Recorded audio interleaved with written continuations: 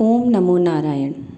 हमारी धरती जो अनगिनत जीवों, पहाड़ों, समुद्रों, नदियों, पेड़ों, पौधों, न जाने कितने ही प्रकार के भार को वहन करती है, वो कुछ ऐसे भार हैं जिनको सह नहीं सकती। अगर वो सह भी ले तो उस भार को डालने वाले की अष्ट लक्ष्मियों का नाश हो जाता है।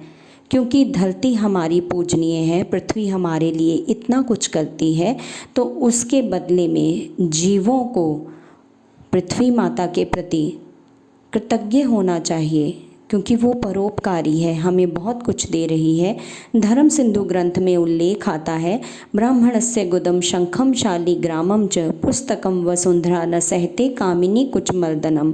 ब्राह्मण का गुदा भाग शंख, शालिग्राम, धार्मिक पुस्तकें और सीधे तौर पर स्त्रियों के वक्ष स्थल का स्पर्श जो है वो पृथ्वी सहन नहीं करती है।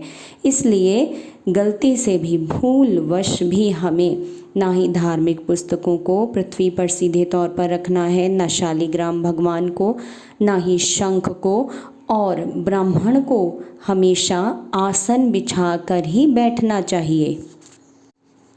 स्त्रियों को भी दंडवत प्रणाम नहीं करना चाहिए। केवल दंडवत प्रणाम ही ऐसा वो तरीका है जिसके कारण स्त्री का पेट और उसका जो वक्षस्थल है वो धरती से स्पर्श करते हैं। इसी कारण दंडवत प्रणाम के लिए स्त्रियों को मना किया गया है, क्योंकि ये पृथ्वी पर एक भार होता है। तो इस भार को यदि पृथ्वी सह भी लेती है तो उस भार को डालने वाले की अष्ट लक्ष्मियाँ नाश हो जाती हैं। तो इसलिए हमें चाहिए कि शास्त्र सम्मत कुछ जो बातें हैं उनको हम याद रखें और वैसा ना करें जो कि गलत है, शास्त्र सम्मत नहीं है, उसको नहीं करना चाहिए।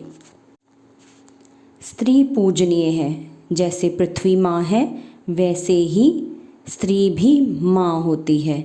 वो अपने वक्षस्थलों से एक जीवन का पोषण करती है और अपने पेट में 9 महीने तक अपने गर्भ में एक जीवन का पालन पोषण करती है। इसीलिए वो पूजनीय है। इसीलिए पृथ्वी माँ जो है उसके लिए भी वो पूजनीय है।